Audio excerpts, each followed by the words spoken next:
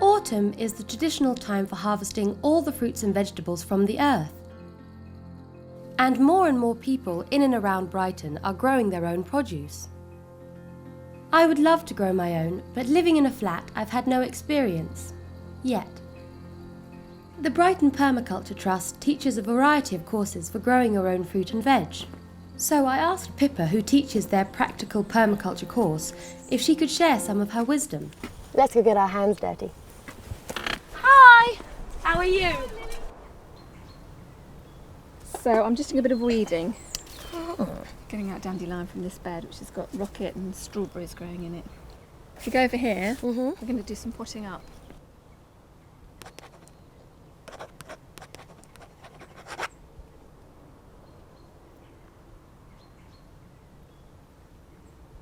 So this is one of my perennial vegetables called a walking onion.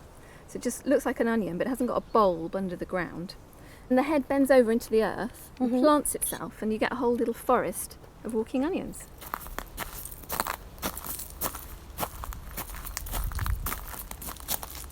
So is it each individual one you plant separately? Yep, you can separate them out, pot them up, and then we can put them around the garden and you can take them home for your garden. The word is taken from the words permanent and agriculture, permanent and culture. And it's basically a way of designing human systems so that they work more harmoniously with the planet. Right. It looks at nature, natural systems, and says, right, well, how do they work? And then can we take those ideas and those principles and apply them to our own gardens, farms, communities, businesses even? It can be applied really widely. How does permaculture work in this garden? Well, as you can see, there's a lot of plants in this garden. So the first thing is it's really, really diverse. And because of diversity, there isn't a very big problem with any pests. Because they come in the garden, they get confused. They can't find what they're looking for.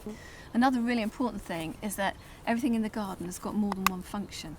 So nothing is here just because it's edible or just because it's pretty or just because it's good for bees.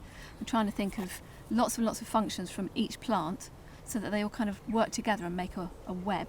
And it makes the garden robust and strong. That's how a natural ecosystem works.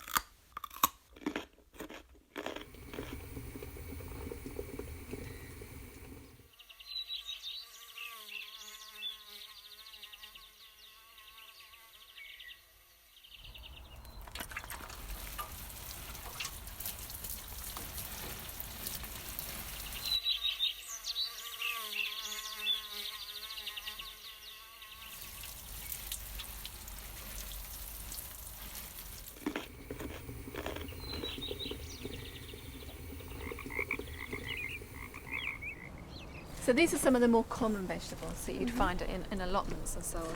So this beautiful coloured one here is rainbow chard. We've got some lovely parsley over there. And this monster is a courgette plant. Before I did anything in this garden, I spent nearly a year just looking at what was here, understanding how it worked, understanding how we use the space and thinking about what we wanted to get out of it. And then I made a design on paper. So this is what it looked like when we arrived. Oh, yes.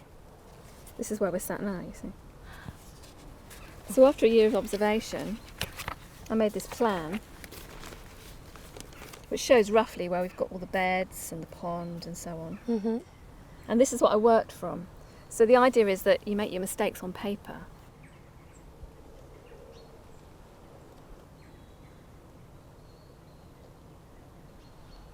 Well, I made the whole garden without digging. I used a technique called sheet mulching. Sheet mulching, it sounds a bit rude.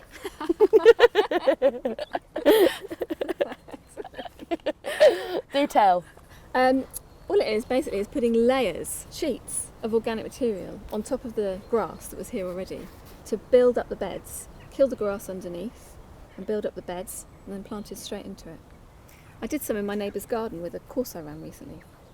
I went with Pippa to her neighbour's garden to see how sheet mulching works. We put down this layer of cardboard here. It's really thick cardboard and it's covering this whole area here. And then on top of that, we put this, which is municipal waste compost. It's compost made from the stuff people take to the tip when they're doing their gardening, hedge cuttings and that sort of thing. So that's the first 2 layers, and then on the top you just finish it off with either straw, leaves, bracken, or even this stuff, which is comfrey. That's just a kind of aesthetic layer and keeps the moisture in.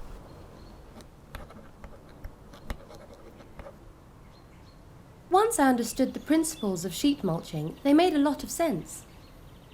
Some facts.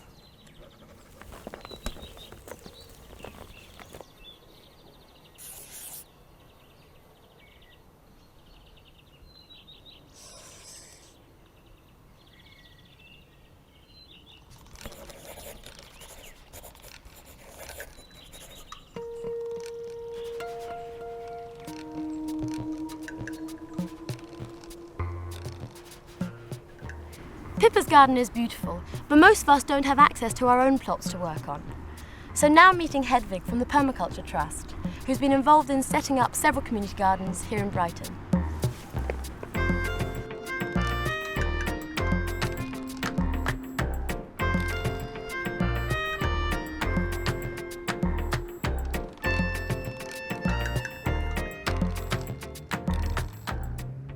So why are community gardens important? Because they provide a place where the community can really come together. So here we're looking to help people to grow food, to really enjoy the food that we create. So we always eat together, we grow together, and it's a way to have fun together.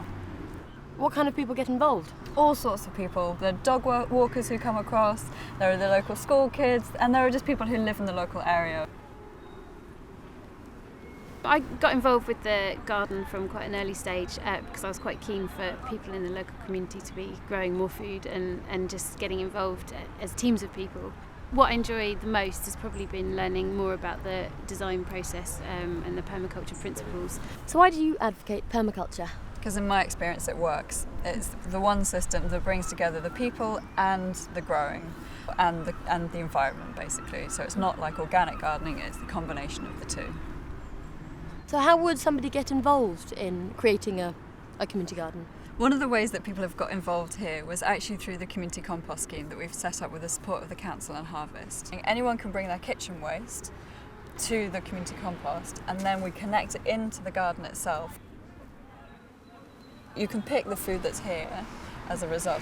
Where you might have a community compost scheme set aside from a garden, here we've tried to combine the two, where we're using what would be waste products from people's kitchens and actually using it as a beneficial resource here in the garden where it makes sense to have it here. You can grow food anywhere, especially using permaculture design, whether it's little pieces of ground like this, whether it's a window box, or whether it's growing fruit trees in wheelie bins. Porridge. Cheers.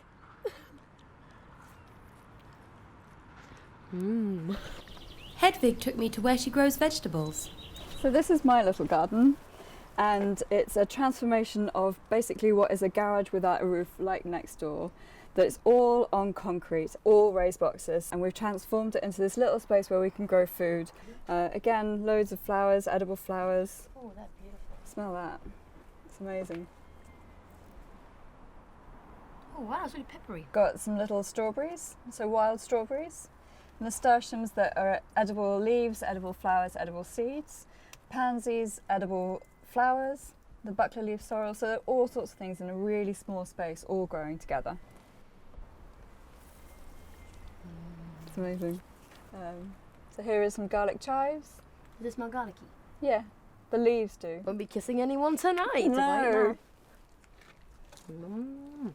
So even in this little space where we're trying to grow food in raised boxes that we've just built, raised beds that we've just built, we've got our compost bins to compost again from all the waste from the house, and then using it again as a resource in here, and then the water butt that's attached to the shed. We don't have a tap in the garden, so we're growing food with no soil and no water, from anywhere else apart from what we've harvested and what we've designed in here. Thanks to Pippa and Hedvig, I've learnt so much about permaculture and how it works with nature and people. And I've got my own little garden to start thanks to Pippa. permaculture means Earthcare, Peoplecare, Fairshare.